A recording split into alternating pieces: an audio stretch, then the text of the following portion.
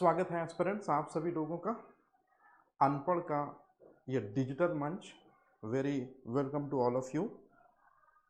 Coal India Limited department section non executive to executive के लिए दरअसल में हम ये सीरीज स्टार्ट कर रहे हैं। स्पेशली ये internal examination for the coal mining aspirants के लिए है। स्पेशली जो भी इस सेगमेंट को डील करने वाले हैं या नो डाउट इस सेगमेंट में अपीयर होने वाले हैं, सबसे पहले तो all the members of the coal India limited या all the members of backbone of coal India limited, उनको मेरी तरफ से जो है वेरी वार्म वेलकम, नमस्कार, सादर आभार।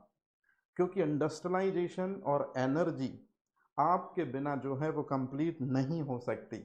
मतलब आपका इन्वॉल्वमेंट, आपका योगदान, आपका जो समय है स्पेशली कोल इंडिया लिमिटेड के लिए, वो देश के फ्यूचरिस्टिक विजन में, सस्टेनेबल डेवलपमेंट में, इंडिविजुअल ग्रोथ में, हर एक सेक्टर में जो है वो बहुत इंपॉर्टेंट रोल प्ले करता है। तो स्पेशली जितने भी मेंबर कोल इंडिया लिमिटेड की फील्ड में काम कर रहे हैं, चाहे वो लोअर लेवल से हायर लेवल के ऑर्गेनाइजेशन मेंबर हों, और स्पेशली हमारा मोटिव होगा इस एग्ज़ाम को जो स्पेशली टारगेट कर रहे हैं, जिनको मैं पढ़ाने वाला हूँ, जिनको मैं बताने वाला हूँ, उम्मीद तो यही है एस्पिरेंट कि ज़्यादातर जो मेंबर्स होंगे वो एज अ मेरी फादर के एज के होंगे, कुछ तो मेरे ग्रैंडफादर के एज के भी होंगे। तो सभी को सैल्यूट। लेवल बराबर मैं हिंदी और इंग्लिश बाईलिंगुअल रखूंगा ताकि आपको डीलिंग में किसी तरह का कोई प्रॉब्लम ना हो, है ना। तो फिर से अगेन उसी चीज़ को कि आपकी वजह से ही दरअसल में एक इंडिया का सबसे important segment specially primary sector जो है वो ग्रोइंग अप है, या आपकी हेल्प से ही दरअसल में इंडिया जो है वो मून या मार्स जैसे मिशन कर पाया है।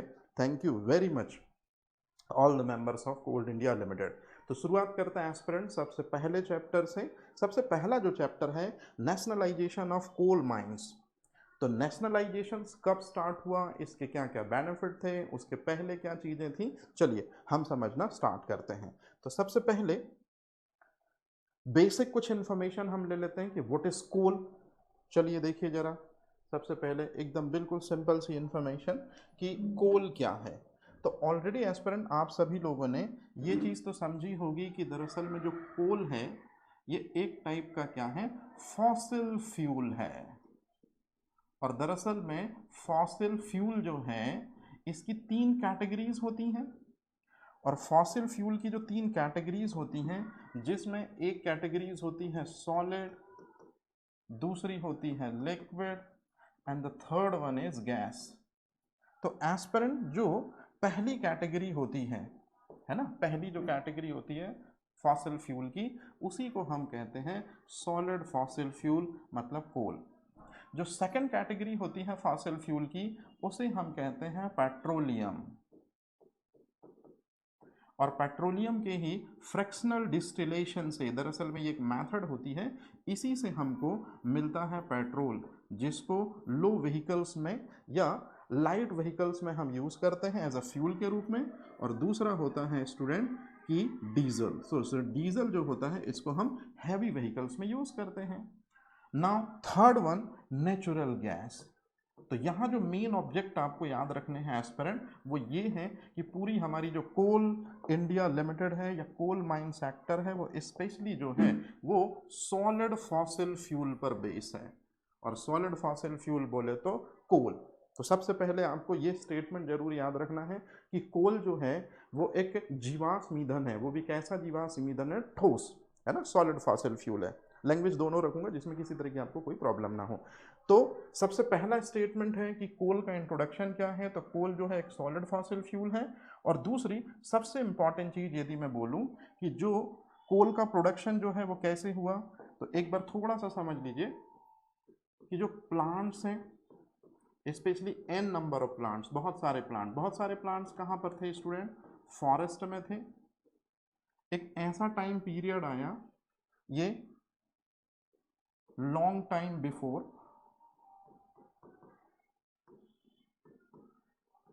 और ये लॉन्ग टाइम का मतलब है कि लैक्स भी हो सकते हैं और करोड़ भी हो सकते हैं, है ना।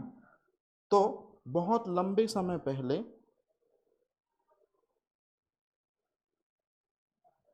बहुत लॉन्ग टाइम बिफोर, लैक्स और करोड़ में, है ना, जो फॉरेस्ट हैं वो क्या हो जाते हैं, वो दब जाते हैं।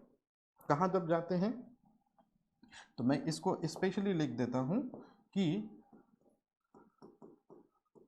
डिप्ड इन सॉइल या इनसाइड द सॉइल, जमीन के नीचे दब जाते हैं। जमीन के नीचे दबने पर वहां इनको टेम्परेचर ये ज़्यादा मिलेगा, प्रेशर ज़्यादा मिलेगा। तो इन दो चीज़ों की हेल्प से किनको, ये प्लांट जो हैं, याद रखिएगा एस्पिरेंट, ये जो प्लांट हैं यही लॉन्ग टाइम के बाद सॉलिड फॉसिल फ्यूल में कन्वर्ट हो जाएंगे। और यही सॉलिड फॉसिल फ्यूल जो है, आज हम इनको क्या कहते हैं, कोल कहते हैं। और जहाँ से कोल को हम एक्सट्रैक्ट करते हैं उसे ही हम कहते हैं कोल माइंस।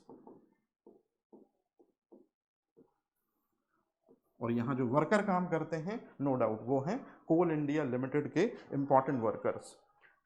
कोल माइंस का अगर इंडिविजुअल हम लेवल देखें कि आज किन के हाथों में स्वामित्व है, किन के हाथों में पूरी तरह से कोल माइंस इंडस्ट्री जो है वो डिपेंड कर रही है, तो निकलकर नाम आता है कोल इंडिया लिमिटेड। तो इनके बारे में हम पूरी डिटेल से पढ़ेंगे कि कोल इंडिया लिमिटेड क्या है। आज के समय पर गवर्नमेंट की एक बहुत इंपॉर्टेंट ऑर्गेनाइजेशन है जिसकी स्टेब्लिशमेंट हुई थी 1975 में, और जब नेशनलाइजेशन हुआ था दरअसल में कोल फील्ड का या कोल माइंस का।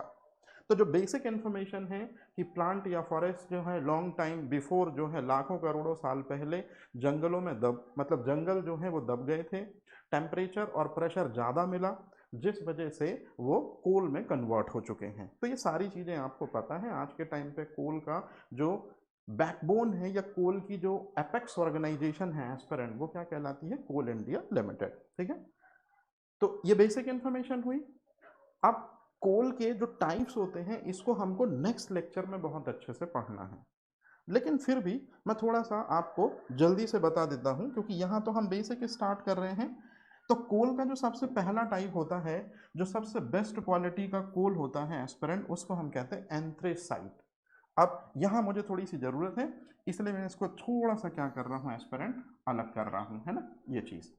तो जो कोयले की यदि हम वैरायटी की बात करें, कोल के वैरायटी की बात करें, तो 4 टाइप्स की कोल की वैरायटी होती हैं, जिसमें नंबर 1 पर होता है एस्पिरेंट एंथ्रेसाइट। और एंथ्रेसाइट जो है इसको हम बेस्ट क्वालिटी का कोल कहते हैं। क्यों कहते हैं बेस्ट क्वालिटी का कोल, क्योंकि एंथ्रेसाइट को बेस्ट क्वालिटी का कोल इसलिए कहते हैं क्योंकि एंथ्रेसाइट में कार्बन का जो परसेंटेज होता है वो मैक्सिमम होता है, और साथ ही साथ में जो मॉइस्चर होता है, वो मॉइस्चर का मतलब होता है नमी या वाटर इनटेक, वो होता है मिनिमम। इस वजह से ये बेस्ट क्वालिटी का कोल है। आज के टाइम पे एंथ्रेसाइट जो है ये आपको मिलेगा जम्मू एंड कश्मीर में। और हमेशा याद रखिएगा जो बेस्ट क्वालिटी का कोल है मतलब एंथ्रेसाइट, ये ब्लू फ्लेम के साथ, ब्लू फ्लेम के साथ में बर्न होता है। तो ये कुछ इंफॉर्मेशन है जो आपको याद रखनी होंगी एस्पिरेंट, है ना, हालांकि इनके बारे में डिटेल से पढ़ाऊंगा। अच्छा, सेकंड नंबर पर जो कोल होता है या सेकंड नंबर पर जो कोल आता है, सेकंड नंबर पर जो कोल है याद रखिएगा उसको हम कहते हैं बिटुमिनस।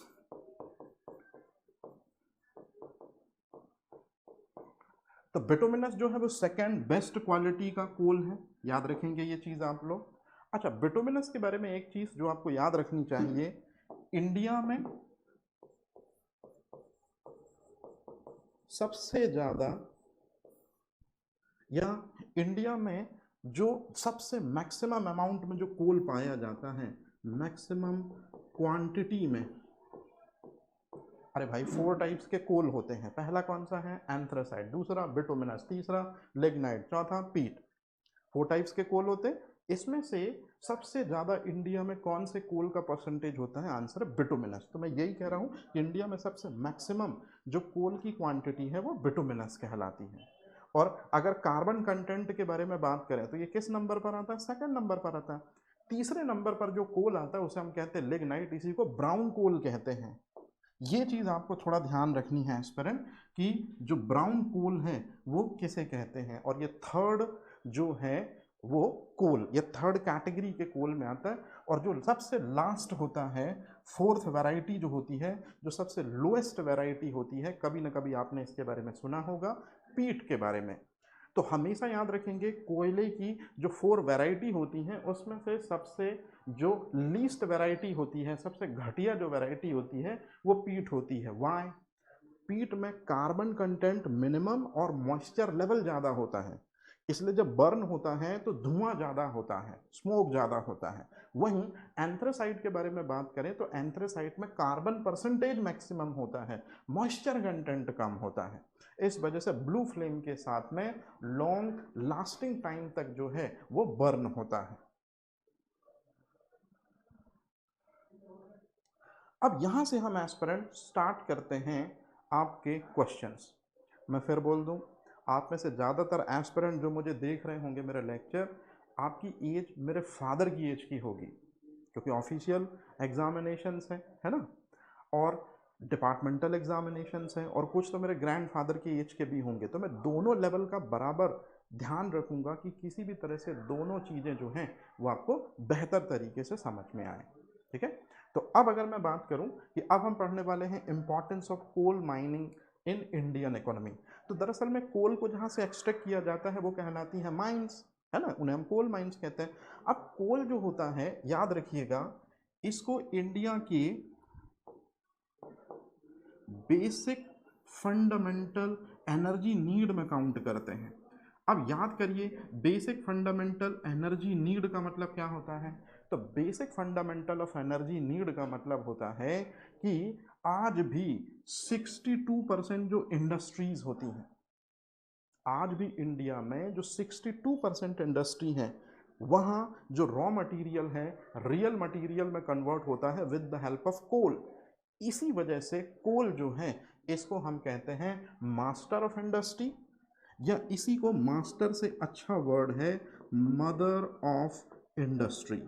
तो जितनी भी इंडस्ट्रीज होती हैं उनमें एज अ फ्यूल के रूप में या एज अ फ्यूल के लिए ज़्यादातर कोल का ही कंजप्शन होता है। कोल की वजह से ही जो रॉ मटेरियल होता है वो रियल मटेरियल में कन्वर्ट होता है।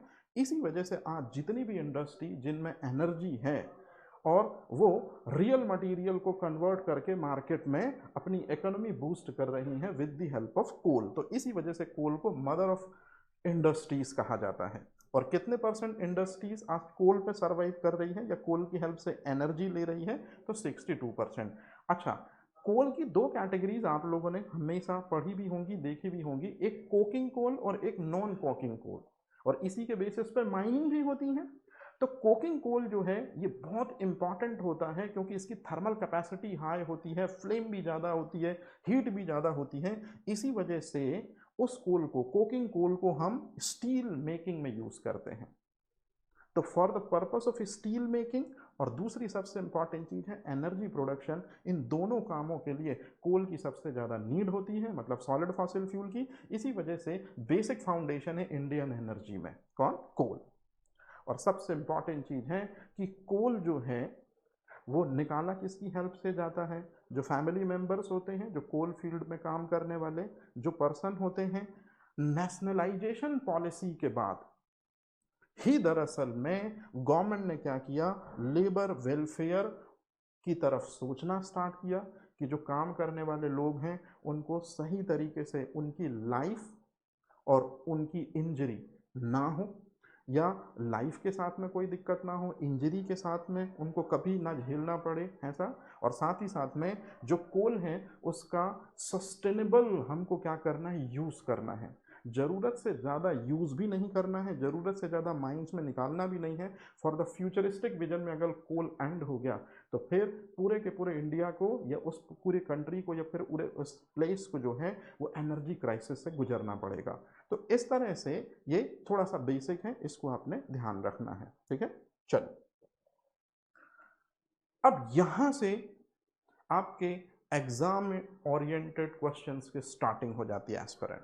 तो चलिए अब हम बात करते हैं सबसे पहले early history of coal mining in India, first commercial coal mining. तो सबसे पहले अगर हम कोल माइंस की बात करें कि इंडिया में सबसे पहले कोल माइंस का एस्टेब्लिशमेंट कहाँ हुआ था, या सबसे पहले कहाँ से कोल माइंस में से कोल निकाला गया था, कौन था उसके पीछे, साइट कौन सी थी, तो जितने इंपॉर्टेंट क्वेश्चन बन सकते हैं मैंने उनको कवर कर रखा है एस्पिरेंट कलर से। आपको सिर्फ कलर को एक बार मेरे साथ में जैसे ही मैं बोलूं तो दोहराते चलना है। मेरी पूरी कोशिश होगी कि आप यहीं के यहीं इस चैप्टर को जो है इजीली रिमेंबर भी कर पाएंगे। तो जैसे कि अगर मैं बात करूं, एक पर्सन है उसका नाम है जॉन सुमनर। ये जॉन सुमनर जो है ये उनका इमेज है एस्पिरेंट ये। और दूसरा एक और पर्सन है, इसका नाम है हैटली। पूरा का पूरा नाम जो है आप ग्रांट हैटली भी पढ़ सकते हैं, लेकिन हैटली से काम चल जाएगा। और ये रहे हैटली। तो दो आपको ब्रिटिश ईस्ट इंडिया कंपनी में काम करने वाले ये पर्सन्स के नेम दिख रहे होंगे, एक है जॉन सोमनर और दूसरा है ग्रांट हैटली। इन दोनों ने ही दरअसल में first time commercial coal mining जो है इस ऑपरेशन को स्टार्ट किया था इंडिया में 1774 में। तो इंडिया की जो पहली कमर्शियल कोल माइंस है वो ओपन हुई थी 1774 में।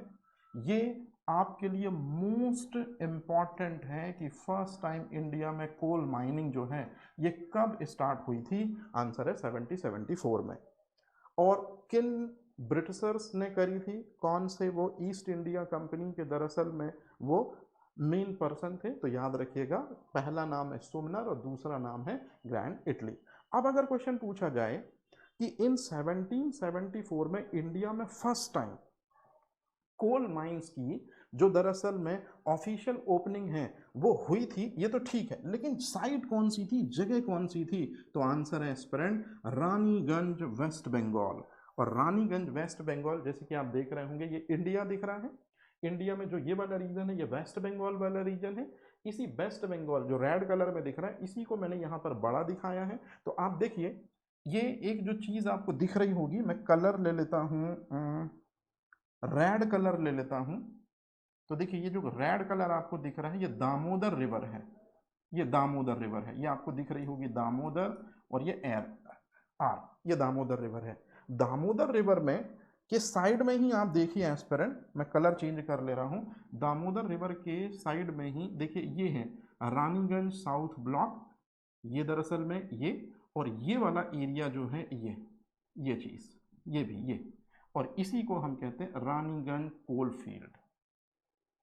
याद रहेगा ये चीज। तो दामोदर रिवर जो है उसी के बिसाइड में दरअसल में, या दामोदर रिवर जो है उसके वेस्ट बैंक में हमको क्या देखने को मिला कि रानीगंज दरअसल में वो साइट है जहां से हमने पहली कमर्शियल कोल माइनिंग की। और हमेशा याद रखिएगा जो फर्स्ट टाइम हमने कमर्शियल कोल माइनिंग की है 1774 में, वहां से इस क्वालिटी का कोल जो है एक्सट्रैक्ट होता है।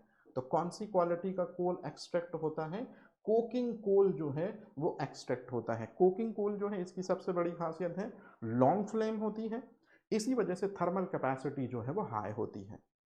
याद रहेगा ये चीज़। और सबसे इंपॉर्टेंट चीज़, आपसे अगर कभी क्वेश्चन पूछा जाए कि इंडिया में सबसे पहली जो कमर्शियल माइनिंग है या इंडिया में सबसे पहली जो माइनिंग है वो कहाँ से स्टार्ट होती है, रानीगंज से स्टार्ट होती है। और इसके बाद से इंडिया में कोल जो है ओपन या कोल यूजेस का सिलसिला स्टार्ट हो जाता है। इनिशियल लेवल पर जो स्टार्टिंग में ग्रोथ थी वो स्लो थी, कंजप्शन स्लो था क्योंकि माइनिंग स्लो हो रही थी। और हम ऐसा मान सकते हैं कि 1774 में या उसके आसपास में लगभग 1 मिलियन एनुअली, मतलब एक साल में 1 मिलियन जो कोयला है वो दरअसल में क्या किया जाता था, एक्सट्रैक्ट किया जाता था। याद रहेगा एस्पिरेंट ये चीज, ये बहुत इंपॉर्टेंट लाइन है, इसको आपको थोड़ा सा याद रखना है। मैं इसको इस तरह से टिक कर देता हूं, ठीक है। चलिए ये अब इसके बाद इसी में आगे हम देखें तो जो ये पूरा पेज देख रहे हैं और मेरे पीछे जो देख रहे हैं ये इंपॉर्टेंट क्वेश्चन की फहरिस्त देख रहे हैं एस्पिरेंट। जैसे आप लोगों को बहुत अच्छे से पता होगा 1774 में फर्स्ट टाइम जो है वो कोल माइनिंग स्टार्ट हुई थी इंडिया में। दो पर्सन के नेम है, सुमनर है और हैटली है, ईस्ट इंडिया कंपनी के दोनों मेंबर थे। और याद रखिएगा 240 ईयर्स कंप्लीट हो जाते हैं दरअसल में, कब? 24 में। तो 24 में ये 240 ईयर्स जो है वो इजीली कंप्लीट हो चुके हैं।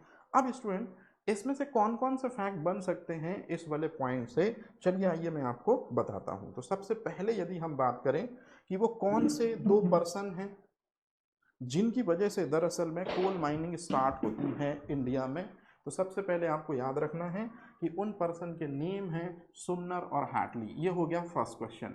हालांकि अब आपको ये प्रिपेयर हो गया होगा। ब्रिटिश ईस्ट इंडिया कंपनी जो है उसके दोनों मेंबर होते हैं। कब कोल माइनिंग इंडिया में स्टार्ट होती है? 1774 में। ये भी आपको प्रिपेयर हो गया होगा। कहाँ स्टार्ट हुई थी फर्स्ट कोल माइनिंग? रानीगंज में। रानीगंज जो एरिया है वो कहाँ पड़ता है? मैंने अभी बताया आपको, वेस्ट बंगाल में पड़ता है।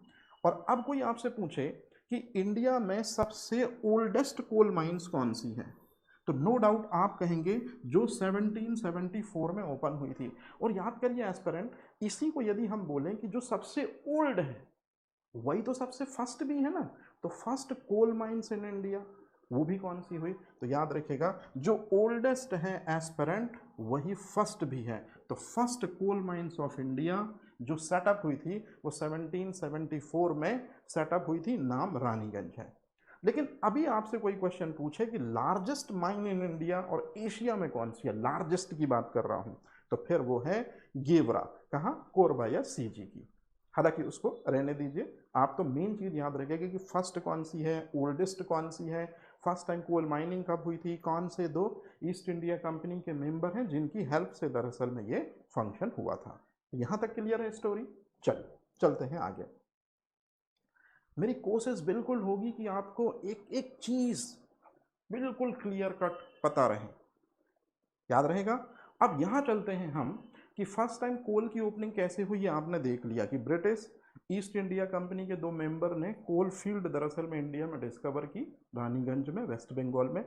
अब कोल की जो डिमांड है वो एकदम से बढ़ती है, न केवल इंडिया में बल्कि ऑल ओवर दी वर्ल्ड में। कौन से दो इंपॉर्टेंट इवेंट हैं जिन वजह से कोल का कंजप्शन, कोल की डिमांड बढ़ जाती है? तो कोल की डिमांड बढ़ने में सबसे पहला जो सबसे बड़ा योगदान है एस्पिरेंट, वो आपको याद रखना है, और वो है कुछ और नहीं, इंडस्ट्रियल रेवोल्यूशन।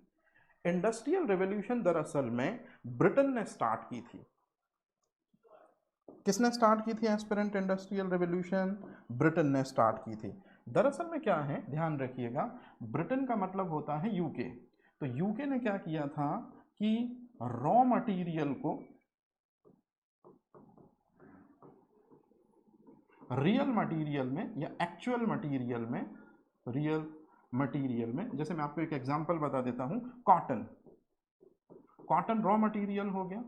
इसी तरह से जो सुगर केन है ये भी रॉ मटेरियल हो गया। लेकिन इन दोनों को इंडस्ट्रियों में ले जाया जाएगा। मैं यहाँ शॉर्ट में लिख दे रहा हूँ IND, मतलब इंडस्ट्री, याद रखिएगा। और इंडस्ट्रियों में एक फ्यूल है जिसका नाम है कोल, और ये जो फ्यूल है याद रखिएगा ये बर्न होगा, और इसी के बर्न होने से, कोल के बर्न होने से कॉटन जो है वो क्लॉथ ये बन जाएगा इसमें से, और शुगर केन में से जो है वो शुगर या चीनी बन जाएगी। तो कहने का सीधा सा मतलब है कि अगर जहां क्लॉथ बनते हैं वो हो गई टेक्सटाइल इंडस्ट्री, और जहां शुगर बनती है वो हो गई शुगर इंडस्ट्री। तो इस तरह से इंडस्ट्रीज के सेटअप के लिए लार्ज अमाउंट में क्या यूज हुआ? कोल। और जब कोल यूज हुआ लार्ज अमाउंट में तो निश्चित रूप में कोयले का कंजप्शन, कोयले की डिमांड क्या होगी? बढ़ जाएगी। तो इंटरनेशनल लेवल पर ध्यान रखिएगा, अब जो लाइन लिख रहा हूं, यूके मतलब ब्रिटेन वो कंट्री है जिसने इंडस्ट्रियलाइजेशन जो है ये स्टार्ट किया था। और इंडस्ट्रियलाइजेशन जैसे ब्रिटेन ने स्टार्ट किया तो किसकी हेल्प से, कौन से फ्यूल की हेल्प से स्टार्ट किया होगा? कोल की हेल्प से स्टार्ट किया था। और इसी के बाद यदि हम देखें कि इंटरनेशनल लेवल पर कोल की जो डिमांड बढ़ी है वो इंडस्ट्रियल रेवोल्यूशन से बढ़ी है। और इंडिया में 1853, ध्यान रखिएगा, इंडिया में 1853 ईस्ट इंडिया कंपनी, डलहौजी है उस समय पे, आपने शायद सुना होगा डलहौजी, है ना, फूट डालो शासन करो, याद कीजिए अपने बचपन को जब टीचर्स ने कभी पढ़ाया होगा 1857 का रिवॉल्यूशन। तो 1857 से ठीक 4 साल पहले, बिफोर 4 ईयर्स, है ना, 1853 में लॉर्ड डलहौजी ने क्या किया कि इंडिया में रेल सिस्टम इन्वेंट किया। और आप लोगों ने शुरुआत में कभी ना कभी ये चीज़ देखा होगा कि रेल जो होती है उसमें दरअसल में एक इंजन होता है, और रेल में जो इंजन होता है वो है स्टीम लोकोमोटिव।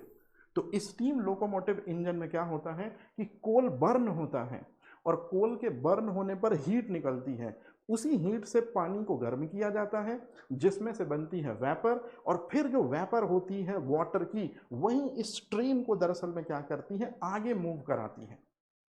तो इंडिया जैसे डेवलपिंग नेशंस में भी कोल का कंजप्शन एकदम से बढ़ता है 1853 के बाद से, एकदम से। क्यों? क्योंकि इंडिया में ब्रिटिशर्स ने क्या किया कि एक जगह से रॉ मटेरियल को अपने ब्रिटेन तक ले जाने के लिए या दूसरी जगह तक ले जाने के लिए ट्रेन्स का पूरा नेटवर्क बनाना स्टार्ट किया 1853 के बाद।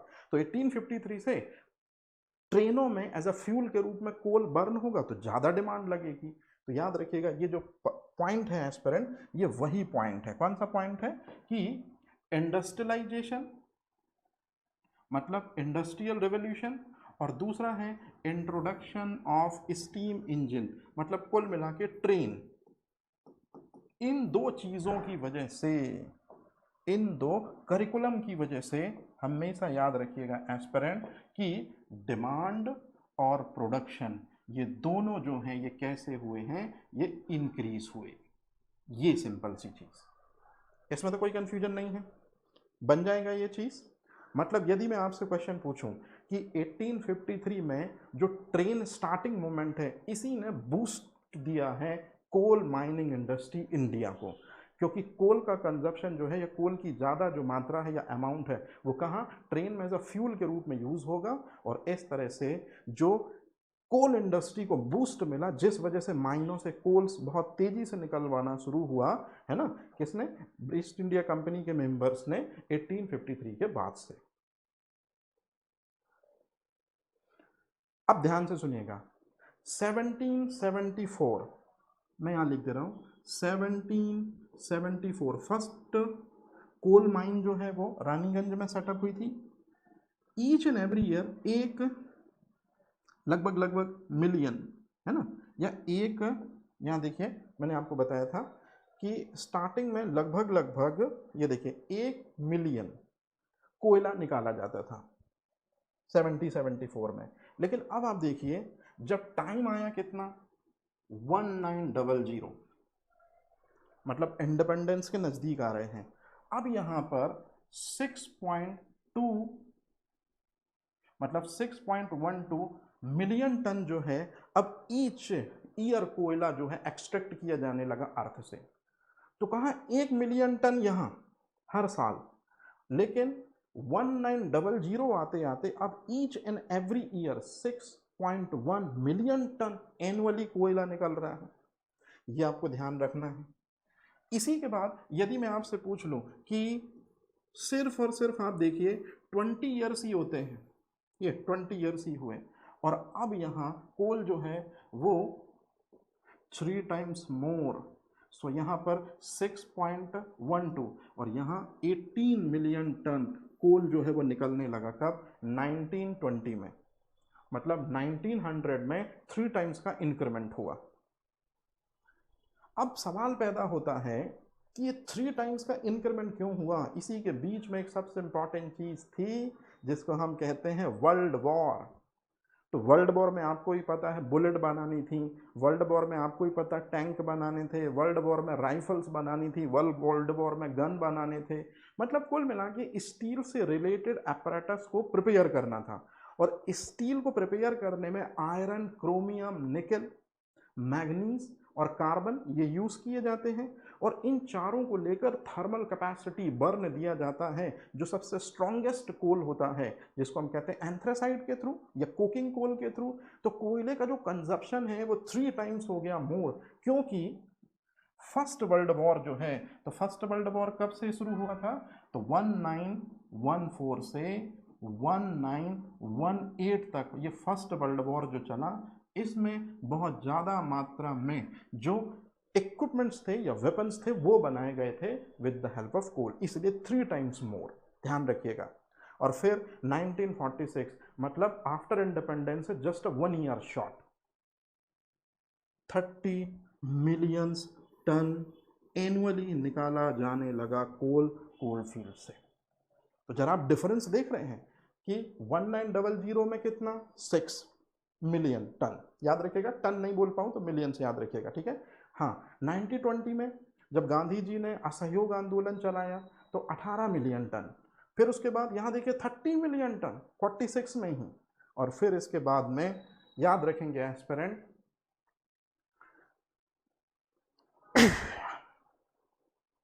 ये चीज मैंने आपको अब भी समझा दी है ना।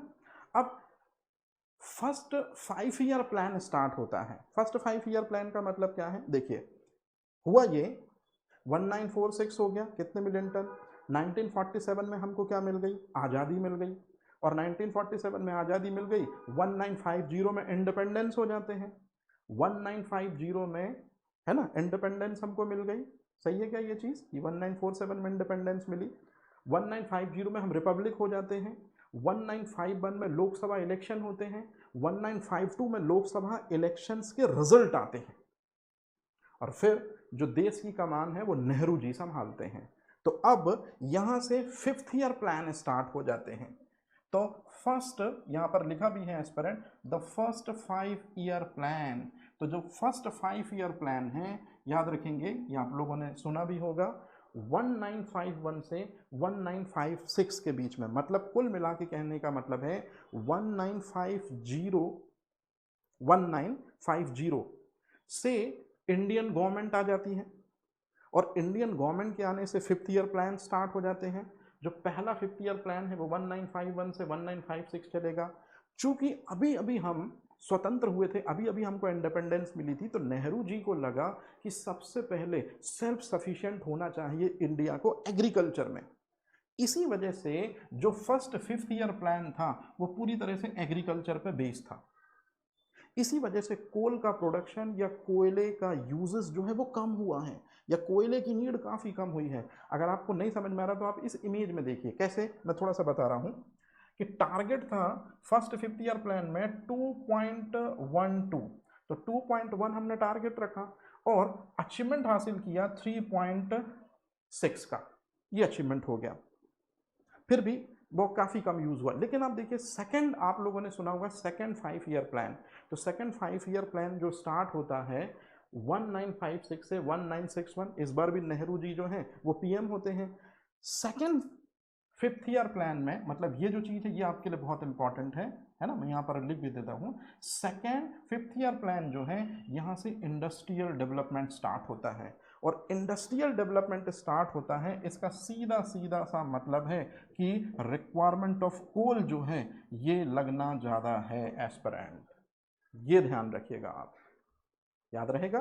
तो the need for scientific and systemic mining left, वो कहाँ से स्टार्ट हो जाती है, वो 5th ईयर प्लान से स्टार्ट हो जाती है। और ये लिखा है the first 5 year plan initiatives 195 से, और यहीं से बिगिनिंग स्टार्ट हो जाती है स्ट्रक्चर्ड डेवलपमेंट की कोल माइनिंग के। क्यों? क्योंकि भले ही फर्स्ट 5th ईयर प्लान में हमने एग्रीकल्चर को फोकस किया हो, लेकिन सेकंड वाला जो प्लान था 5th ईयर का, उसमें हमको इंडस्ट्रियल डेवलपमेंट को प्रमोट करना था, और इंडस्ट्रियल डेवलपमेंट की वजह से ही हमको कोल जो है वो ज़्यादा चाहिए होगा। तो याद रहेगा ये चीज़। चलिए, अब इसके बाद 1952 में जो गवर्नमेंट है वो किसके हाथ में आई, याद रखेंगे 1952 में जो गवर्नमेंट है वो आई पंडित जवाहरलाल नेहरू जी के हाथ में। पंडित जवाहरलाल नेहरू ने देखा कि बहुत सारे जो कोल वर्कर्स हैं वो कोल फील्ड में काम करते हैं, कई बार इंजरी हो जाती है, कई बार जो है डेथ तक के केसेस देखने को मिलते हैं। तो इसी वजह से सबसे इंपॉर्टेंट चेंज करते हुए अपनी गवर्नमेंट में the Coal Mines Protection and Safety Act 1952 आया। और इस एक्ट की सबसे बड़ी खासियत थी कि कोल माइनिंग इंडस्ट्री को रेगुलेट करने के लिए ये जो एक्ट है ये लाया गया है।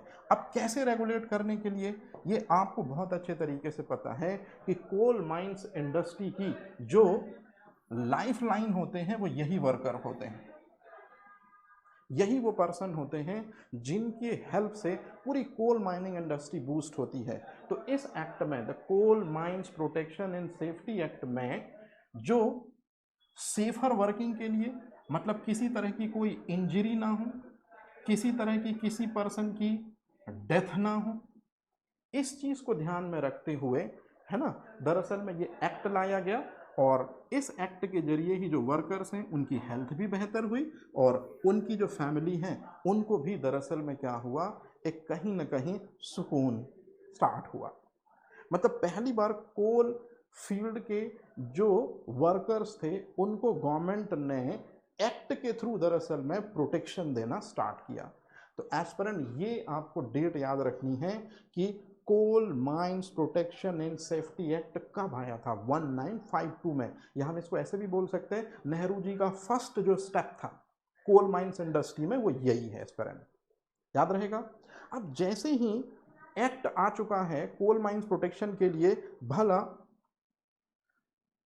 4 साल के ठीक बाद में, after 4 years, the National Coal Development Corporation, जिसको NCDC कहते हैं, एस्टेब्लिश हुई। ये उसका लोगो है। और दरअसल में NCDC को हिंदी में क्या कहते हैं ये ऑलरेडी आपको पता होगा।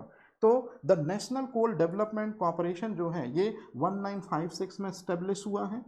और इस्टेब्लिश होने का जो मेन रीज़न था वो ये है कि 2 काम करने हैं, मैनेज करना है और डेवलपमेंट करना है कोल इंडस्ट्री का इंडिया में। तो ये क्वेश्चन और इम्पॉर्टेंट है, ये क्वेश्चन और इम्पॉर्टेंट है कि कहाँ कोल माइंस हैं, उन कोल माइंस में से कितना कोल एक्सट्रैक्ट होगा, उन कोल माइंस में से कितने वर्कर्स काम कर रहे हैं, कितने को सैलरी मिल रही है, उससे जुड़े जुड़े रिलेटेड जो है एनवायरनमेंट पे इम्पैक्ट क्या पड़ने वाले हैं, पूरा का पूरा रिस्पॉन्सिबिलिटी 1956 में किसके पास थी, मैनेज करने की और डेवलपमेंट करने की कोल इंडस्ट्री को। याद रखिएगा, तो नाम है NCDC।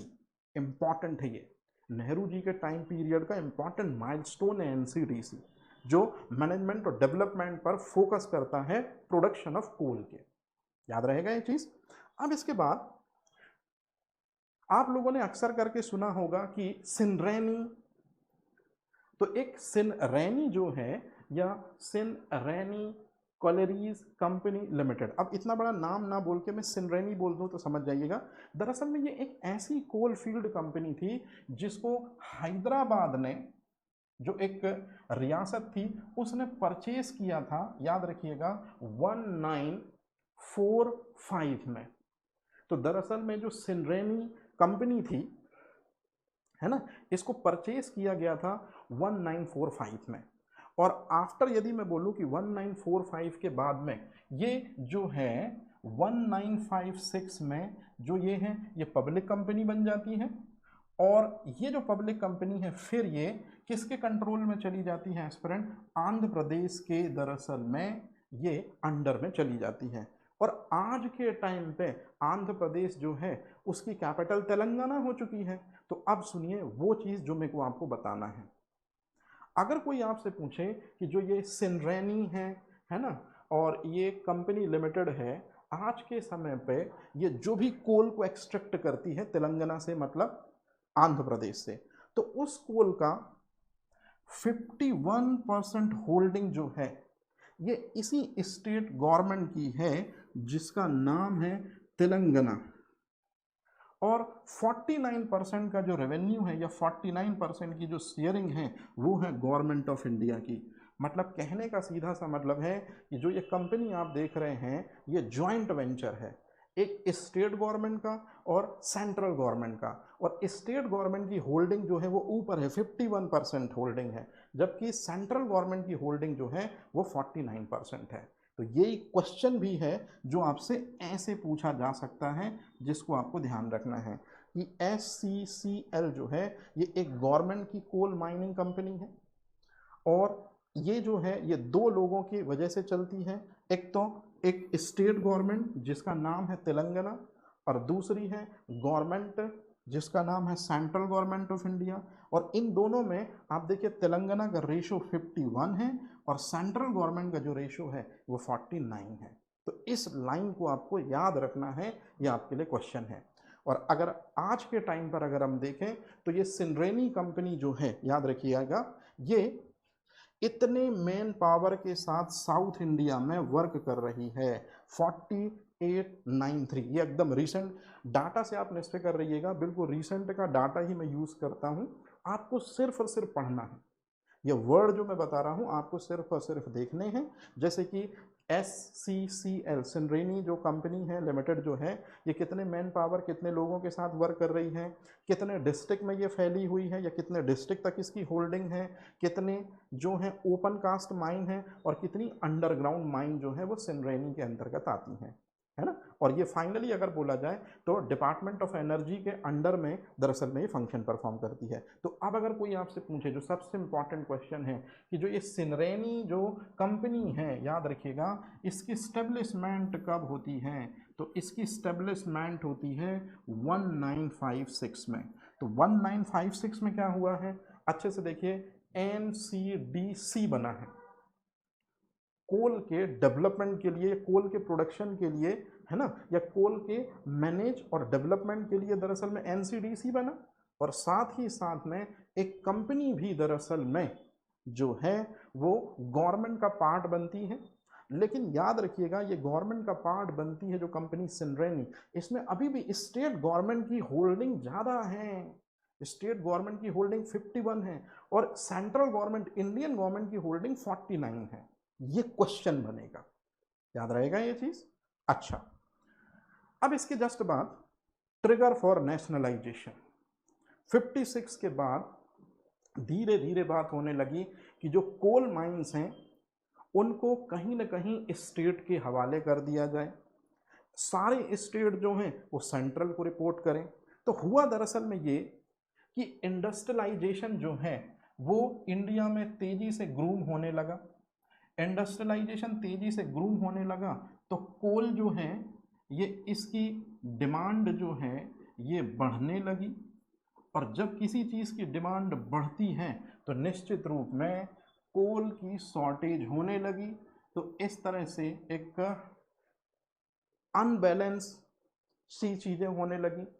कई बार इस चीज़ को लेके जो है एक व्यक्ति है जिनका नाम है SD पांडे, इन्होंने 1957 में ये स्टेटमेंट बोला कि अगर फ्यूचर में कोल की शॉर्टेज होती है तो जो स्टेट गवर्नमेंट है उनके हाथों में कंट्रोलिंग दे दी जाए।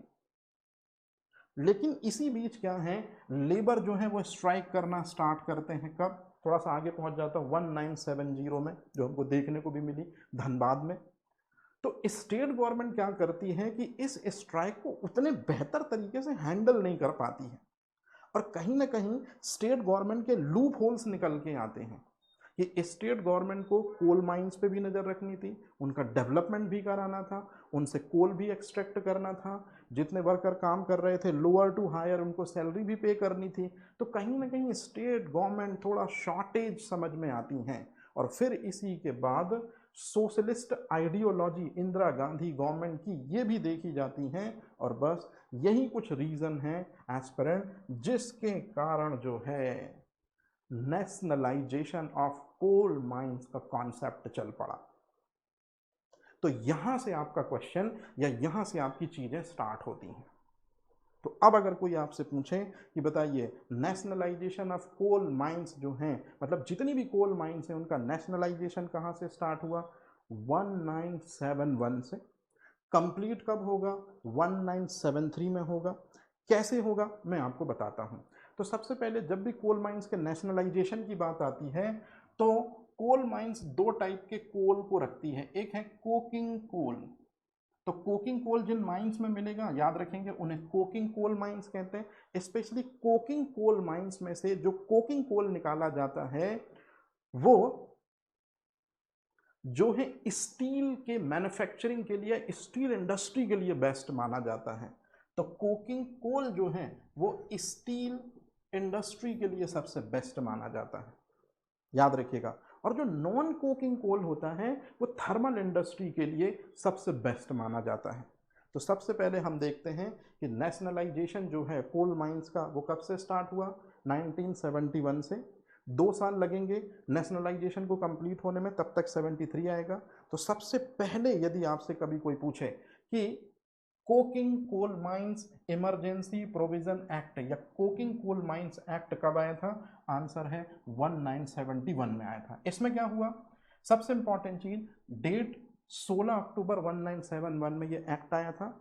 इस एक्ट में क्या किया गया, गवर्नमेंट ने सारी की सारी कोकिंग कोल माइंस, एक्सेप्ट लिखा है, 2 को छोड़ दिया है, IISCO, इसका फुल फॉर्म है इंडियन आयरन स्टील कंपनी, जो 1918 में बनी थी, और दूसरी है TISCO, Tata iron and steel company. ये दोनों के दोनों कैपिटल माइनिंग थी। इन दोनों को छोड़ के बाकी जितनी भी माइनिंग है, ऑल 226 माइनिंग, और इंक्लूड वो भी हैं, बाद में उनको भी कर लिया जाएगा, कुछ समय के लिए छूट दी, फिर उनको भी एवर कर लिया गया। तो सारी 226 माइनिंग, तो याद रखिएगा ये 1971 में इतनी जो माइनें थी, 226 माइनिंग, जो कोकिंग कोल प्रोड्यूस करती थी या जिनसे कोकिंग कोल निकलता था, गवर्नमेंट ने सबको अपने अंडर में ले लिया। याद रखिएगा, सबको अपने अंडर में लिया है। और अब यहां से शुरू होता है एस्पिरेंट सबसे इंपॉर्टेंट चीज, मेरी बात बहुत अच्छे से समझिएगा। अगर आपसे कभी कोई पूछे कि कोकिंग कोल माइंस जो है ये एक्ट कब आया था, तो ये जो एक्ट है 1971 में क्या हुआ है, ध्यान से सुनिएगा। तो 1971 में कोकिंग कोल माइंस लगभग 214 को गवर्नमेंट ने टेक ओवर कर लिया है। तो सबसे पहले टेक ओवर किया है गवर्नमेंट ने कब, याद रखिएगा 1971 में टेक ओवर किया है। डेट कौन सी है, तो डेट है 16 अक्टूबर। तो 16 अक्टूबर 1917 को 214 जो कोकिंग कोल माइंस है उनको गवर्नमेंट ने टेक ओवर किया, Coking coal mines Emergency Provision Act के थ्रू, ध्यान रखिएगा। और नेक्स्ट ईयर, अगले साल, मतलब 1972 में फिर कोल माइंस का नंबर बढ़ गया, थोड़ा सा ज़्यादा हो गया, 226। इन 226 कोल माइंस को लेके नेशनलाइजेशन कर दिया गया। तो यहाँ 2 क्वेश्चन बनते हैं, अच्छे से देख लीजिए। सबसे ज़्यादा आप लोग इसी चीज़ में परेशान होते हैं।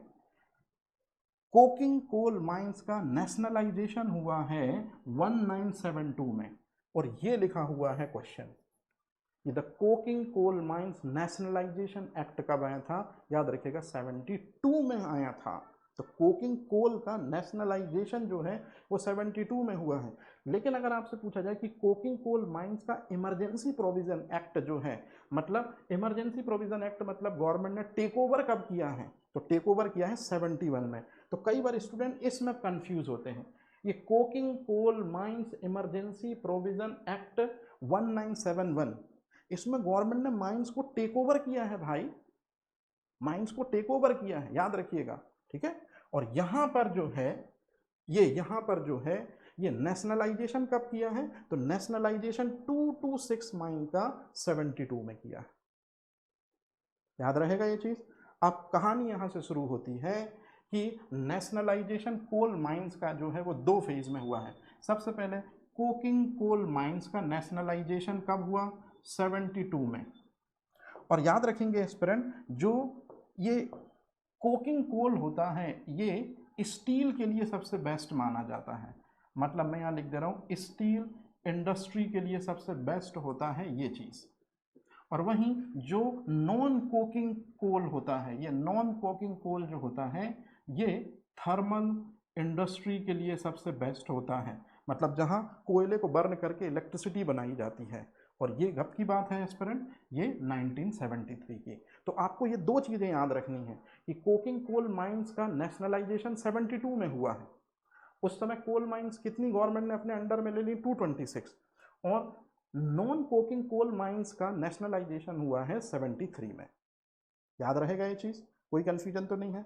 अब सुनिए मुद्दे की चीज, जब गवर्नमेंट ने 2 to 6 माइंस को, जो कोकिंग कोल माइंस थी, इनको लेकर नेशनलाइजेशन किया, तो फिर उसी ईयर में याद रखिएगा एक ऑर्गेनाइजेशन बनाने की जरूरत पड़ती है गवर्नमेंट को, जिसका नाम है भारत कोकिंग कोल लिमिटेड।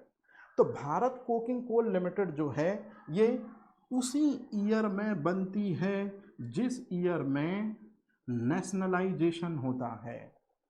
तो याद रखेंगे ये बात आप लोग कि the coking coal mines nationalisation 72 में हुआ है, और उसी टाइम पीरियड में याद रखिएगा ये BCCL बनता है, और यही BCCL आगे एक और कंपनी के साथ मर्ज होके बन जाएगा कोल इंडिया लिमिटेड, या कोल इंडिया लिमिटेड जो है उसकी स्टेब्लिशमेंट यहीं से स्टार्ट हो चुकी है 72 से। ये आप मेरे से बेहतर जानते हैं। हेड ऑफिस कहाँ पे है? धनबाद में है। ये उसका साइन है स्टूडेंट। तो अब आपसे अगर कोई क्वेश्चन पूछे कि नेशनलाइजेशन के बाद, नेशनलाइजेशन कब हुआ है? 1972 में। और कौन सी चीज का नेशनलाइजेशन हुआ है?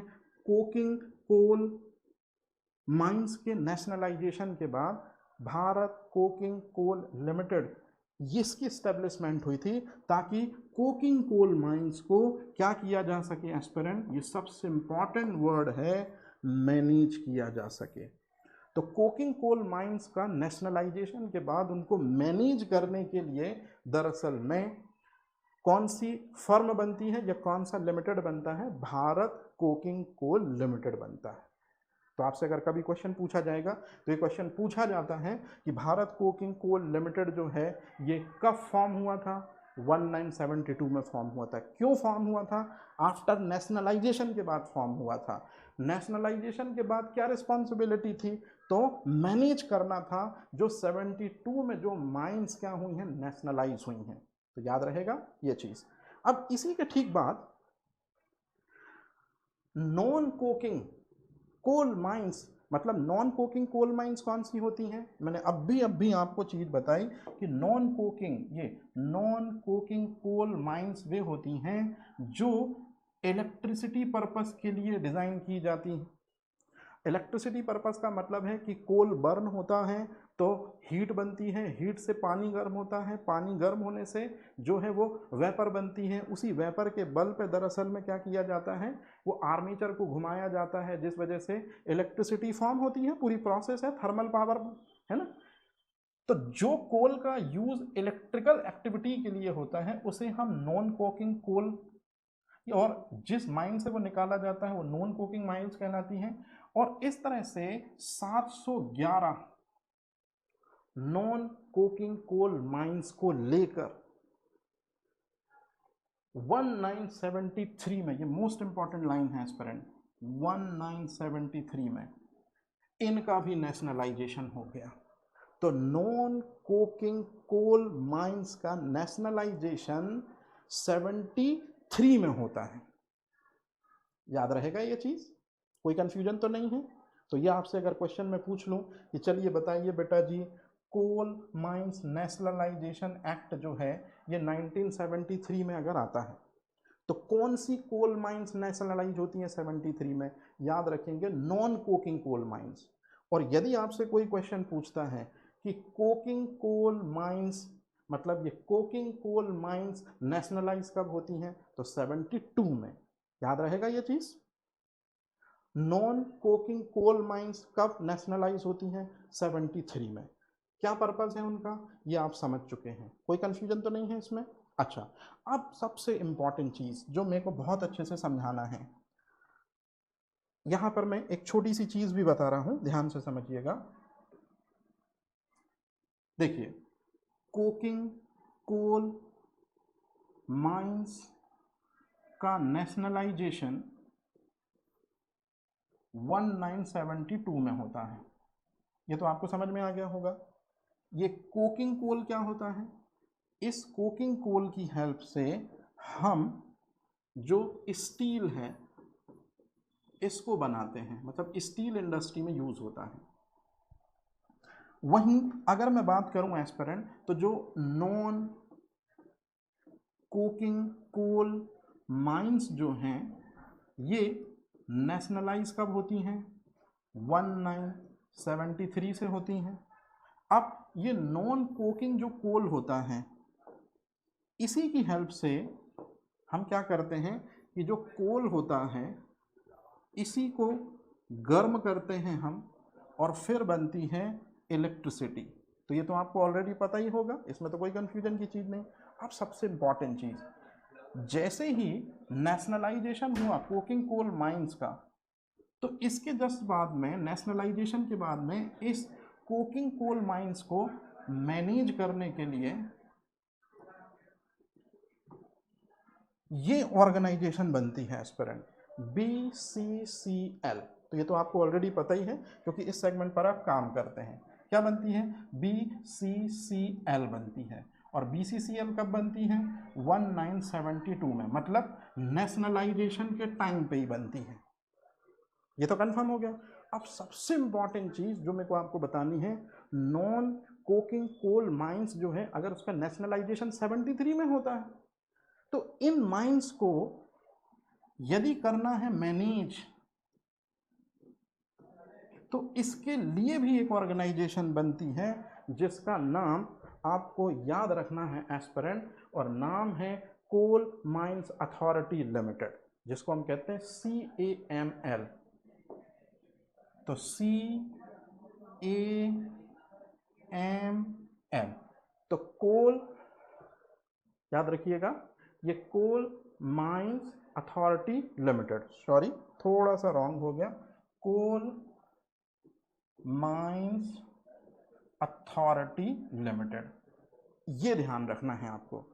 और फिर यही, और ये कब बनेंगे एस्पिरेंट? तो याद रखिएगा ये बना 1973 में, सही है, क्योंकि इस चीज़ के नेशनलाइजेशन के बाद, मतलब ये नेशनलाइजेशन 72 में हुआ तो ये चीज़ बन गई, और ये 73 में नेशनलाइजेशन हुआ तो ये चीज़ बन गई। और फिर सबसे इंपॉर्टेंट चीज ध्यान रखिएगा, 72 में जो कोकिंग कोल को मैनेज करने के लिए ऑर्गेनाइजेशन बनी, 73 में नॉन कोकिंग कोल को मैनेज करने के लिए जो ऑर्गेनाइजेशन बनी, इन दोनों को ज्वाइंट वेंचर कर दिया गया, दोनों को मिक्सअप कर दिया गया 1975 में, और बनती है फिर, आप लोगों ने बहुत अच्छे से सुना भी होगा इसके बारे में, कोल इंडिया लिमिटेड। तो याद रखिएगा एस्पिरेंट, कोल इंडिया लिमिटेड दरअसल में दो ऑर्गेनाइजेशन का वेंचर है। कौन कौन सी दो ऑर्गेनाइजेशन? BCCL जो मैनेज करती है कोकिंग कोल माइंस को, और CMAL जो नॉन कोकिंग कोल माइंस को मैनेज करती है। इन दोनों को मिलाकर कोल इंडिया लिमिटेड बन गया। कब? 1975 में। तो ये वही पॉइंट है जिसको आपको याद रखना है एस्पिरेंट बहुत अच्छे तरीके से, कि मैनेज करने के लिए, लेकिन किस चीज़ को मैनेज करने के लिए? यहाँ मैनेज का सीधा सा मतलब है जो नॉन कोकिंग कोल माइंस को मैनेज करने के लिए CMAL मतलब कैमल जो है, ये ऑर्गेनाइजेशन कब बनती है? 1973 में बनती है। याद रहेगा, यहां तक तो कोई दिक्कत परेशानी नहीं है। अब इसी ईयर में 1973 में जब नॉन कोकिंग कोल माइंस का नेशनलाइजेशन हो जाता है, तो Coal Mines Taking Over Management Act आता है 93, और इसमें यह होता है कि कंप्लीट नेशनलाइजेशन हो चुका होता है कोल माइंस का। यहाँ कंप्लीट नेशनलाइजेशन का मतलब होता है, कंप्लीट का मतलब है कोकिंग और कंप्लीट का मतलब है नॉन कोकिंग। तो अब अगर कभी आपसे कोई पूछे कि कंप्लीट नेशनलाइजेशन कब हुआ पूरी तरह से, कोकिंग कोल माइंस का 72 में हुआ, नॉन कोकिंग का 73 में हुआ, तो कंप्लीट कब हुआ है? 73 में। याद रहेगा ये चीज। और जब कंप्लीट हो जाएगा तो फिर उसके जस्ट बाद में जो गवर्नमेंट ऑफ इंडिया है, या गवर्नमेंट ऑफ इंडिया जो एडमिनिस्ट्रेशन है, ये 7 स्टेट में उस समय माइंस को कंट्रोल कर रही थी, ध्यान रखिएगा। और अब अगर मैं बात करूं इसके बाद, कंप्लीट नेशनलाइजेशन एक्ट जो है 1973 में आया था, इसमें से ये कुछ इम्पॉर्टेंट पॉइंट हैं कि इस कंप्लीट नेशनलाइजेशन एक्ट में आने का सबसे बड़ा बेनिफिट, सबसे बिगेस्ट बेनिफिट हुआ वर्कर वेलफेयर। जो वर्कर कोल माइंस फील्ड में काम करते थे उनकी सेफ्टी, उनके वेजेस, उनके हाउसिंग, उनकी हेल्थ केयर के लिए भी जो रिस्पॉन्सिबल गाइडलाइनिंग ऑर्गेनाइजेशन थी उन्होंने सोचना स्टार्ट किया। इस कोल की सिक्योरिटी के लिए कि किस तरह की डिमांड है, किस तरह की सप्लाई होगा, इसके लिए सोचना स्टार्ट किया। और साइंटिफिक माइनिंग को लेकर गवर्नमेंट ने काम करना स्टार्ट किया, लेकिन गवर्नमेंट को जल्दी समझ में आ गया कि कोकिंग कोल माइंस और नॉन कोकिंग कोल माइंस के लिए काम कर रही दो अलग अलग फर्म जो हैं, अब ज़रूरत है कि जब हमने नेशनलाइजेशन कर लिया है तो इन दोनों फर्म को भी एक साथ काम करना चाहिए। बस इसी वजह से अगला आया जो आपको पता है, कोल इंडिया लिमिटेड। तो दरअसल में कोल इंडिया लिमिटेड जो ऑर्गेनाइजेशन है, याद रखिएगा, इसकी इस्टेब्लिशमेंट हुई है 75 में। तो कोल इंडिया लिमिटेड जिसका लोगो आप देख ही रहे हैं, इसकी जो इस्टेब्लिशमेंट है वो 1975 में हुई है। नेशनलाइजेशन के बाद हुई है। तो नेशनलाइजेशन मैंने बताया था, कोल माइंस का नेशनलाइजेशन हुआ है 72 में, और नॉन कोकिंग कोल माइंस का नेशनलाइजेशन हुआ है 1973 में, और इस तरह से कंप्लीट नेशनलाइजेशन हुआ है 1973 में।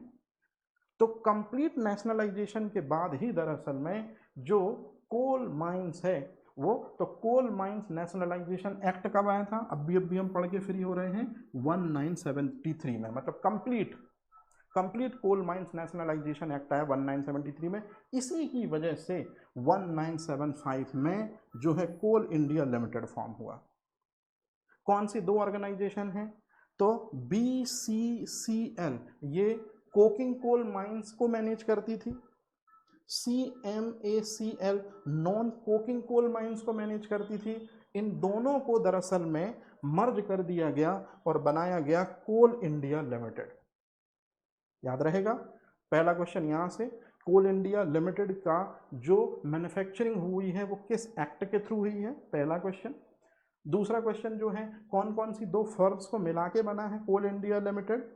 तीसरी सबसे इंपॉर्टेंट चीज है कि जो ये कंपनी है, याद रखिएगा, ये मिनिस्ट्री ऑफ, किस मिनिस्ट्री के अंडर में फंक्शन परफॉर्म करती है। मतलब कोल इंडिया लिमिटेड जो है, कोल इंडिया लिमिटेड जो है, ये किस मिनिस्ट्री के अंडर में फंक्शन परफॉर्म करती है, तो मिनिस्ट्री ऑफ कोल के अंडर में फंक्शन परफॉर्म करती है। मिनिस्ट्री ऑफ कोल कब बना था, 1973 में बना था, ये ध्यान रखिएगा। और अब आता है सबसे इंपॉर्टेंट चीज कि 2011 में जो कोल इंडिया लिमिटेड है इसको महारत्ना का दर्जा दे दिया गया है। महारत्ना का मतलब होता है यदि कोई कंपनी 3 सालों में इतना जो है क्या करती है, इतना आउटपुट देती है, इतने रुपए जो है वो प्रोडक्ट, इतने रुपए जो है बनाती है, अगर कितना 1500 करोड़, मतलब एक साल में यदि रेवेन्यू 5000 करोड़ का होता है, एक साल में 1 ईयर में 5000 करोड़ का रेवेन्यू होता है, और अगर 3 सालों तक अगर ये कंटिन्यू रेवेन्यू चलता रहे तो फिर उसे हम महारत्ना की कैटेगरी में शामिल कर लेते हैं। तो क्या कोल इंडिया लिमिटेड महारत्ना है? बिल्कुल महारत्ना है। आज के टाइम पे कितने महारत्ना आपको दिख रहे हैं, तो आप खुद बहुत अच्छे से देख लीजिए। आज के टाइम पे ये सारे के सारे, सेल हो गया, HP हो गया, पावर ग्रिड हो गया, गेल हो गया, और ये देखिए हमारा टॉपिक जो है कोल इंडिया लिमिटेड, ये भी महारत्ना कंपनीज में काउंट होता है। और अप्रैल 2011 को, मतलब 2011 को दरअसल में महारत्ना में ये क्या हुई थी, शामिल हुई थी। कोई कंफ्यूजन तो नहीं है? चलिए, अगर मैं बात करूं कोल इंडिया लिमिटेड की, तो कोल इंडिया लिमिटेड दरअसल में वो फैमिली है जो लार्जेस्ट कोल प्रोड्यूसर ऑर्गेनाइजेशन है, और साथ ही साथ में लार्जेस्ट कोल प्रोड्यूसर ऑर्गेनाइजेशन है ना। चाइना के बाद सेकंड रैंक हमारी आती है। जो सेकंड, अगर हम करंट में देखें तो सेकंड रैंक जो है अगर कोल प्रोड्यूस करने की तो हमारी आती है। लेकिन साथ ही साथ में इस पॉइंट के साथ साथ में यदि हम मैन पावर की बात करें कि लोअर लेवल से लेकर हायर लेवल तक के जो मेंबर हैं वो दरअसल में कोल इंडिया लिमिटेड में ही काउंट होते हैं। तो ये भी एक क्वेश्चन है एस्पिरेंट, इसको आपको ध्यान रखना है। क्वेश्चन क्या बनेगा, एकदम सिंपल सा क्वेश्चन बनेगा, मैं यहां पर बिल्कुल मार्क कर दे रहा हूं। 1 अप्रैल 2024, ये डाटा आपको याद रखना है। 1 अप्रैल 2024 में 228861 इतना मैन पावर था, इतना मैन पावर है, इतने लोग काम करते हैं कोल इंडिया में। याद रहेगा ये चीज। और इसी के जस्ट बाद हम देखें कि यदि 1 जनवरी 2025 का भी हम डाटा देखें तो 222692 इतने मेंबर, मतलब आपको ये डाटा याद रखना है। ये दोनों डाटा आपको याद रखने हैं क्योंकि एक क्वेश्चन 101% आपका यहां से होगा ही होगा। ये क्वेश्चन होगा ही होगा। आपको ध्यान रखेंगे ये दोनों चीजें कि कितना मैन पावर आज के टाइम पे कोल इंडिया लिमिटेड में काम कर रहा है। तो 24 में काम कितना कर रहा है और 25 में काम कितना कर रहा है, थोड़ा ध्यान रखिएगा ये चीज, ठीक है, इंपॉर्टेंट है। अब इसके जस्ट बाद हम कोल इंडिया लिमिटेड की बात करते हैं। तो यदि आपसे क्वेश्चन पूछा जाए कि कोल इंडिया लिमिटेड का मेन काम क्या होता है, माइनिंग होता है। अब थोड़ा सा एस्पिरेंट एक ऐसी चीज पे चलते हैं जिसमें से आपको क्वेश्चन डेफिनेटली बनेंगे। क्वेश्चन कैसे बनेंगे मैं बताता हूं। अगर आपसे कभी क्वेश्चन पूछा जाए कि बताइए इकोनॉमी के 3 सेक्टर होते हैं। इकोनॉमी में, इंडियन इकोनॉमी में 3 सेक्टर है, प्राइमरी सेक्टर है, सेकेंडरी सेक्टर है, टर्सरी सेक्टर है। तो इकोनॉमी के मैं यहां पर लिख भी देता हूं जिसमें आपको कोई कंफ्यूजन ना हो। ये है इकोनॉमी। तो इंडियन इकोनॉमी के 3 सेक्टर हैं, एक है प्राइमरी सेक्टर, एक सेकेंडरी और एक टर्सरी। अभी हमको सेकेंडरी और टर्सरी से नहीं लेना देना है। क्यों नहीं लेना देना, अभी खुद ही कंफर्म कर लोगे आप। इंडियन इकोनॉमी के प्राइमरी सेक्टर में एग्रीकल्चर सबसे मेजर रोल, देन उसके बाद फिशरीज, देन एनिमल हस्बेंड्री बीसी में आ जाता है, डेयरी बीसी में आ जाता है, फॉरेस्ट्री बीसी में आ जाता है। जो सबसे इंपॉर्टेंट चीज है वो तो दी ही नहीं है, माइनिंग जो है। कोल इंडिया लिमिटेड का मेन काम क्या है कि कोकिंग कोल की माइनिंग और नॉन कोकिंग कोल माइन दोनों को मैनेज करना। तो माइनिंग भी याद रखिएगा, ये जो माइनिंग है ये भी इकोनॉमी के प्राइमरी सेक्टर में आता है। ये चीज भी है, मतलब यहां प्राइमरी में एक और चीज मेंशन करनी चाहिए, माइनिंग। इंडियन इकोनॉमी के प्राइमरी रीजन में माइनिंग आती है एस्पिरेंट। याद रहेगा ये चीज। अब जो बात मैंने बोली यही चीज मैंने लिख दी कि कोल इंडिया लिमिटेड। तो कोल इंडिया लिमिटेड जो है ये आज के समय पे 85% कोल को एक्सट्रैक्ट करती है इंडिया की डिमांड के हिसाब से। बहुत बड़ा नंबर हो जाता है 85%, बहुत बड़ा डिमांड हो जाता है। 100% कोल है तो 85 अकेले कोल इंडिया लिमिटेड ही दरअसल में क्या करती, निकालती है। और साथ ही साथ में the world's largest coal producer भी है। हालांकि अगर इंटरनेशनल में देखें तो हम चाइना के बाद हम ही हैं दरअसल में, सेकंड नंबर पर हमारी रैंक है ना, थोड़ा ध्यान रखिएगा। लेकिन लार्जेस्ट कोल प्रोड्यूसर और मेन पावर की जब बात करें तो इसमें इंडिया वन आ जाता है। लार्जेस्ट कोल प्रोड्यूसर की बात करें तो चाइना नंबर 1 है, लेकिन लार्जेस्ट कोल प्रोड्यूसर और मेन पावर इन दोनों की बात करें तो फिर इंडिया नंबर 1 आ जाता है। क्योंकि चाइना में जो माइनिंग होती है वो मैकेनिकल चीज़ों के जरिए या मशीनों के जरिए होती है, वहाँ ज़्यादा, तो मैन पावर कम है वहाँ, ध्यान रखिएगा। अब ये जो लाइनें आप देख रहे हैं ये सारे क्वेश्चन हैं, अच्छे से पढ़िएगा इनको। जैसे कोल इंडिया लिमिटेड जो है ये कितने स्टेट में अपनी सर्विसेज दे रही है, 8। आज की बात कर रहा हूँ, ये देखिए डाटा, ये 24 का डाटा है। तो कितने स्टेट में कोल इंडिया लिमिटेड अपनी सर्विसेज दे रही है, ध्यान रखिएगा। कितनी माइंस हैं इसके अंडर में जिस पर डायरेक्ट कंट्रोलिंग है इसकी, याद रखिएगा 84। अब अगर हम देखें कि फंक्शनल माइनिंग कितनी है जिन पे कंट्रोलिंग है इसकी, जो काम कर रही हैं आदमी, तो 313 ये फंक्शनिंग माइने हैं। और इनमें से 131 अंडरग्राउंड माइन है, 158 जो है ओपन कास्ट है और 40 जो है मिक्स्ड माइन है। ये 3 आपको याद रखनी है कि टोटल फंक्शनिंग माइन कितने पे कंट्रोलिंग है, उसमें से अंडरग्राउंड कितनी है, ओपन कास्ट कितनी है और मिक्स्ड कितनी है। याद रहेगा ऐसा। कोल इंडिया का जो विजन है इसको हम बहुत अच्छे से पढ़ेंगे, लेकिन मेन जो चीज है, कोल इंडिया का जो मेन विजन है वो है एनर्जी सेक्टर में, और इकोनॉमी के कौन से रीजन में आता है, प्राइमरी। तो इंडियन इकोनॉमी के प्राइमरी रीजन में आने वाला एनर्जी सेक्टर जो है, ध्यान रखिएगा, ये कोल इंडिया का विजन है कि इंडिया को एनर्जी क्राइसिस से बचाना है और एनर्जी मतलब कोल जो है उसकी अवेलेबिलिटी कराते रहना है, और इस तरह पे वर्ल्ड में भी लीडर बने रहना है। अब यदि आपसे पूछा जाए कि कोल इंडिया लिमिटेड किस बात की परमिशन देता है या कोल इंडिया लिमिटेड किस बात का समर्थन करता है, तो ये भी क्वेश्चन है। कोल इंडिया लिमिटेड कहता है कि हम कोल का प्रोडक्शन करेंगे नो डाउट, लेकिन एनवायरमेंट को हार्म नहीं करेंगे, या इस तरह की मैथोडोलॉजी हम यूज करेंगे जिस वजह से एक्सप्लोशन हो यदि कोल माइंस में कोल का, तो ज़्यादा एनवायरमेंट को वो हार्म न करे, ज़्यादा पोल्यूशन कॉज ना करे, ज़्यादा एयर पोल्यूशन ना हो, मतलब एनवायरमेंटल फ्रेंडली टेक्निक के जरिए ही कोल का हम क्या करेंगे, एक्सट्रैक्शन करेंगे। तो याद रखिएगा ये क्वेश्चन है, ये क्वेश्चन है स्टूडेंट।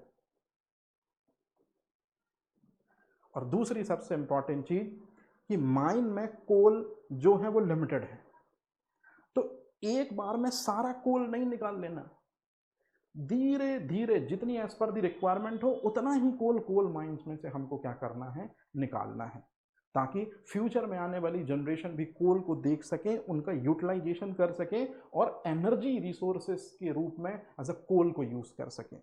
तो अब अगर कोई आपसे पूछे कि जल्दी से बता दीजिए कि कौन कौन से 2 इंपॉर्टेंट एम्फेसाइज हैं, कौन कौन सी बात का समर्थन करता है, तो नो डाउट कोल प्रोड्यूस करना है लेकिन एनवायरमेंट फ्रेंडली टेक्निक से, और कोल जो है उसको हम निकालेंगे तो एक्सट्रैक्ट तो करेंगे लेकिन सस्टेनेबली, मतलब एज पर द रिक्वायरमेंट, जितनी जरूरत है उतना। और सबसे इंपॉर्टेंट चीज, ये मोदी जी ने अभी कोल वर्कर्स के साथ में ये बात कही है कि मेरा ये सपना है, मेरा ये टारगेट है कि हम क्या 1 बिलियन टन कोल नहीं निकाल सकते हैं, और हालांकि इसकी गाइडलाइन जो है वो 27-28 तक रखी गई है, लेकिन जल्दी ही achieving annual production of 1 billion ton. तो ये इंपॉर्टेंट है, ये कोल इंडिया का भी दरअसल में आज के टाइम पे मेन एम यही है स्टूडेंट, याद रहेगा ये चीज। चलिए अब यहां जितनी चीजें मैंने आपको पढ़ाई हैं, अब यहां शॉर्ट रिवीजन है। जितनी चीजें मैंने आपको बताई हैं ये वो चीजें हैं एस्पिरेंट जिनको आपको ध्यान रखना है, ये सीधे सीधे आपके इंपॉर्टेंट क्वेश्चंस हैं, है ना, मतलब मोस्ट आईएमपी क्वेश्चंस हैं। देखिए बहुत आराम से आपको याद हो जाएंगे, मैंने एक लिंक बना के आपको बताया है लेकिन आपने उस लिंक को मिस कर दिया, तो ये पेज आपके लिए बहुत इंपॉर्टेंट है। कैसे, जैसे यदि मैं बात करूं coking coal mines, emergency, emergency का सीधा सा मतलब मैंने आपको बताया, जब इंडियन गवर्नमेंट ने क्या कर लिया, टेक ओवर कर लिया। आप हमेशा इमरजेंसी इस वाले वर्ड का मतलब टेक ओवर, तो माइंस को टेक ओवर कब किया था स्टूडेंट, तो याद रखिएगा 1971 में किया था, बताया था मैंने ये चीज। और वो कौन सी माइन थी जिनको 1971 में किया था, ये चीज 1971 में किया था, और ज़्यादातर वो कोकिंग कोल माइंस थी। तो कोकिंग कोल माइंस का नेशनलाइजेशन जो है वो हुआ है 1972 में, ये चीज़। ये 2 क्वेश्चन हो गए आपके। अब यदि मैं आपसे क्वेश्चन पूछ लूं कि कोल माइंस का नेशनलाइजेशन जो है ये कब हुआ था, तो याद करिए यहां पर एक और वर्ड लिखना पड़ेगा, नॉन कोकिंग।